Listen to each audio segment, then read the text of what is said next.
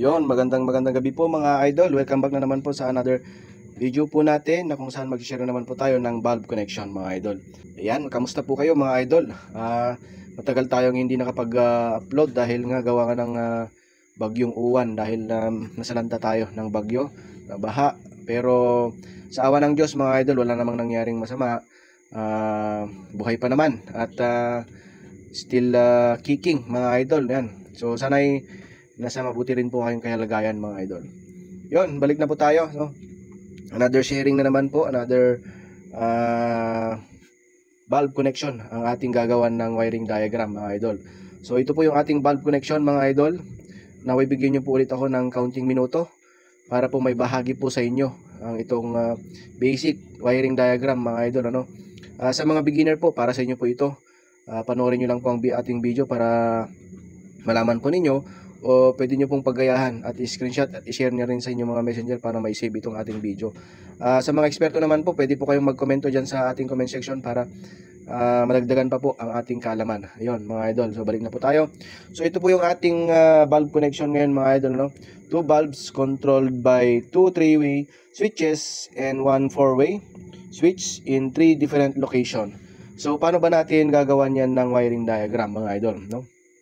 So gaya nga ng mga nakalipas nating upload mga idol, inulit-ulit ko ito dahil siyempre para sa mga beginner, gusto kong makatulong mga idol.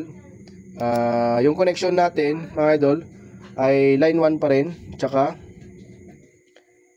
line 1 mga idol, line 2 ang ating gagamitin. Lagi kong sinasabi, wag po kayo malilito, ano?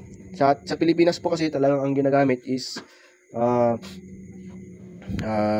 neutral, no? Neutral to line. So yung neutral natin mga idol ay yun yung line 1, yung live natin is yung line 2. So saan naman po natin kukunin yung linya dito, or saan natin ipupunta yung line 1? Papunta po yan sa ating bulb mga idol, dahil 2 bulbs, no? Ito po yung ating bulb 1 mga idol. Yan.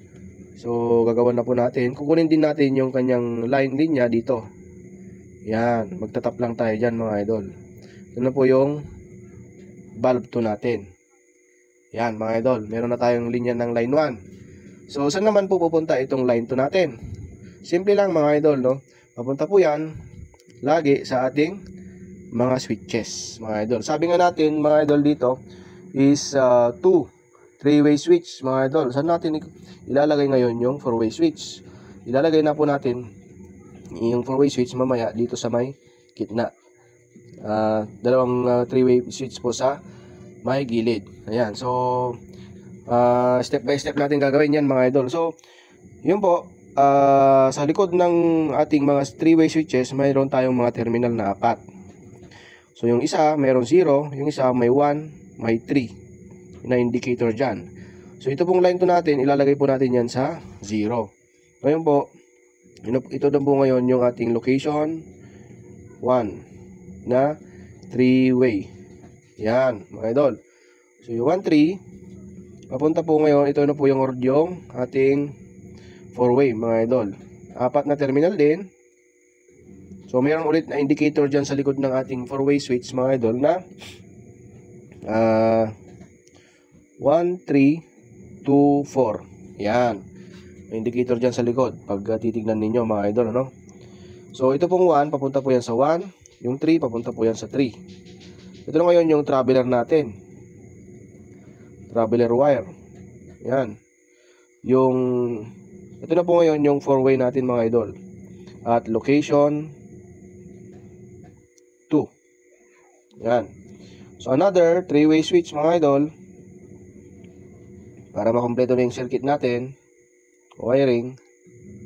So yung 2 mga idol, another indicator sa 3-way, 1, saka 3, 0.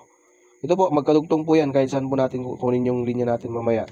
So yung 2, papunta po yan sa 1, yung 4, papunta po yan sa 3, dito sa 3-way switch. Okay? So saan na po natin pupunta itong ating terminal na itong dalawa? Sabi ko kanina mga idol, pwede po dito, pwede po dito. Pero usually, sa 0 natin, kinukuha yung ating return. Ayan. Ayan na po. ang ating wiring diagram ng 2 valves controlled by 2 3-way switches and 1 4-way switch in 3 different location. Ito na po ngayon yung location 3. Ito na po yung return wire natin. So, ito po ulit yung ating traveler, mga idol. So, saan po ulit ginagamit ang ating mga valve connection na ito? Usually sa mga hallway, mga idol, sa mga buildings, malalaking building, mga storage buildings, at saka sa mga hagdanan, mga idol, no? Yan, mga idol, no? Sana po nakatulong po sa inyo ulit ang ating video. At pag-share na rin at para makatulong din po kayo sa akin, para marami na rin tayong matulungan na mga beginners na gustong matuto sa electrical installation or electrical wiring, mga idol. No? Magkita-kita po muli tayo sa another video po natin, mga idol. Maraming salamat.